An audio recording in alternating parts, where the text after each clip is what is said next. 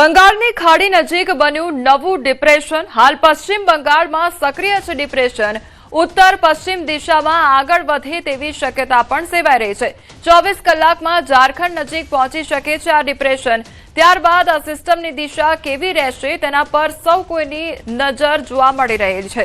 ત્યારે શું આ ગુજરાતના વિસ્તારોમાં આ સિસ્ટમની અસર જોવા મળશે કે નહીં તે પણ સિસ્ટમ ગુજરાતની કેટલી નજીક આવશે તેના પર આધાર રાખે છે। ગુજરાતમાં ખાસ કરીને પશ્ચિમ સૌરાષ્ટ્ર અને કચ્છના વિસ્તારો સારા વરસાદની આશા રાખીને બેઠા છે અને વરસાદી સિસ્ટમ ગુજરાત પર આવે તેવી પ્રાર્થના પણ કરી રહ્યા છે।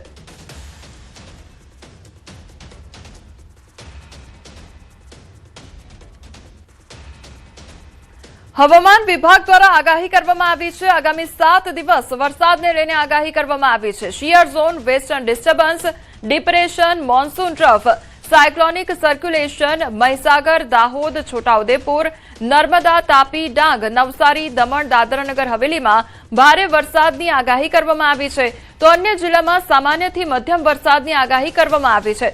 અમુક વિસ્તારમાં થંડરસ્ટ્રોમ એક્ટિવિટી પણ રહેશે તે પ્રકારની આગાહી પણ કરવામાં આવી છે। जो फोरकास्ट दिया गया है, आज गुजरात रीजन में ज़्यादातर स्थानों में हल्का से मध्यम बरसात का संभावना रहेगा।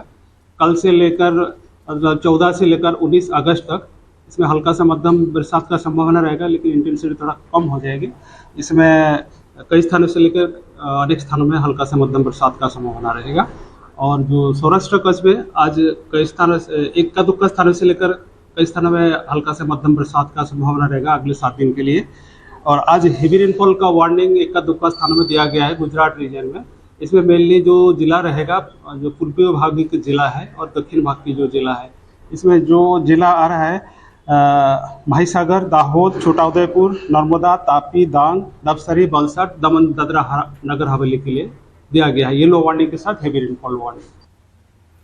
तो हवामान निष्णात अंबालाल पटेल द्वारा पण मोटी आगाही करवामां आवी छे। आगामी 24 कलाकमां राज्यमां हळवो वरसाद वरसी शके छे।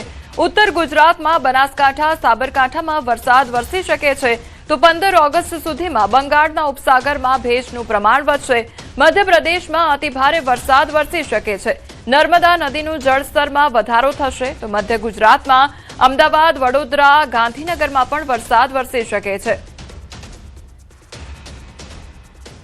गुजरात में लगभग सिस्टम तो राजस्थान तरफ गई है, परंतु एक ट्रफ रेखा तो बनी है नानी अने बीजो एक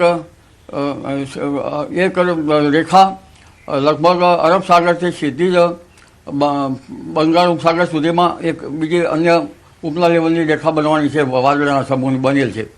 जो कि आ रेखा तो धीरे धीरे घटती जशे अने ट्रफ जे छे मॉन्सून ये धीरे धीरे ऊपर जतो जशे એટલે દેશના ઉત્તરીય પૂર્વીય ભાગોમાં ભારે વરસાદની શક્યતા રહેશે।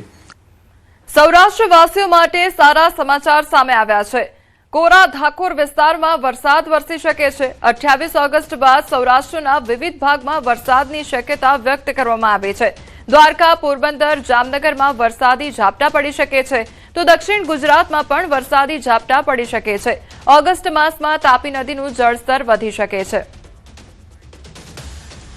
સપ્ટેમ્બરની શરૂઆતમાં અરબ સાગરમાં એક સિસ્ટમ બનવાની શક્યતા છે।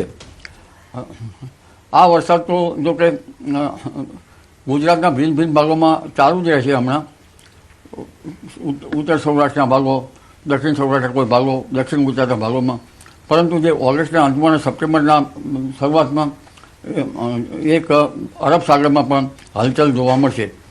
પશ્ચિમ સૌરાષ્ટ્રમાં હજુ વરસાદ નહીવત છે। દ્વારકાના ભાગો, પોરબંદરના ભાગો અને જામનગરના ભાગોમાં વરસાદ નહીવત છે। આ ભાગોમાં હવે શિયાળુ વરસાદ થાય તો શિયાળુ પાક સારા થઈ શકે। જોકે અન્ય ભાગોમાં પણ વરસાદની ખેંચ તો ક્યાંક તો છે જ। રાજકોટના ભાગોમાં કંઈક વરસાદની ક્યાંક ખેંચ છે। તો વરસાદ વચ્ચે ભારે ગરમીની આગાહી પણ કરવામાં આવી છે। 17 થી 19 ઓગસ્ટમાં ગુજરાતનું હવામાન પલટાશે। 13મી સપ્ટેમ્બરથી ગરમી પડવાની શક્યતા વ્યક્ત કરવામાં આવી છે। 23 સપ્ટેમ્બરે ભારે ગરમી પડવાની સંભાવના સેવાઈ રહી છે તો અંબાજીમાં વરસાદ થવાની શક્યતા રહેશે। ભાદરવા પૂનમ સુધીમાં વરસાદી ઝાપટા પડી શકે છે। બંગાળ ઉપસાગરમાં એક પછી એક સિસ્ટમો બનતી જશે. તેમાં જોવા જઈએ તો 6 સપ્ટેમ્બરથી 9 સપ્ટેમ્બર વચ્ચે પણ વરસાદ થવાની શક્યતા રહેશે અને ત્યારબાદ લગભગ 12 સપ્ટેમ્બરથી ઘણા ભાગોમાં ભારે વરસાદ ઝાપટા પડવાની શક્યતા રહેશે. 13 સપ્ટેમ્બરમાં ગરમી પડવાની શક્યતા રહેશે અને તેમજ તારીખ 23મી સપ્ટેમ્બરે ભારે ગરમી પડવાની શક્યતા રહેશે. 10મી ઓક્ટોબર સુધી ગરમી રહેશે. આ ગરમીના કારણે બંગાળ ઉપસાગર અને અરબ સાગરમાં સિસ્ટમો બનવાની શક્યતા રહેશે હલચલના કારણે, જેના કારણે સપ્ટેમ્બર માસ ભારે ઝાપટાનો રહી શકે. પશ્ચિમ સૌરાષ્ટ્રમાં પણ ઝાપટા પડી શકવાની શક્યતા રહે.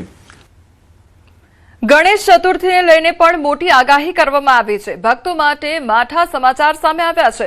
તહેવારમાં ભારે વરસાદ વરસશે તો સપ્ટેમ્બરની શરૂઆતમાં અરબ સાગરમાં સિસ્ટમ સક્રિય જોવા મળી રહી છે. 6 થી 9 સપ્ટેમ્બરમાં વરસાદ વરસી શકે છે.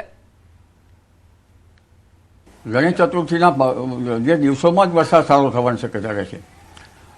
લગભગ સપ્ટેમ્બરના 8, 9, 10 સપ્ટેમ્બરથી 13, 14, 15 સપ્ટેમ્બર વચ્ચે વરસાદ થવાની શક્યતા રહેશે. એટલે શ્રાવણ વધથી ભાદરવા સુદમાં ઋષિ પંચમી સુધી વરસાદ થવાની શક્યતા રહેશે. પણ આ વખતે ગરમી પડશે. અંબાજીના ડુંગરાળ વિસ્તારમાં પણ વરસાદ થવાની શક્યતા રહેશે અને અનંત ચતુર્થદશી ગણેશ વિસર્જન ટાણી પણ વરસાદ થવાની શક્યતા રહેશે. ભાદરવી પૂનમના પહેલાં આસપાસ પણ વરસાદી ઝાપટા પડવાની શક્યતા રહેશે.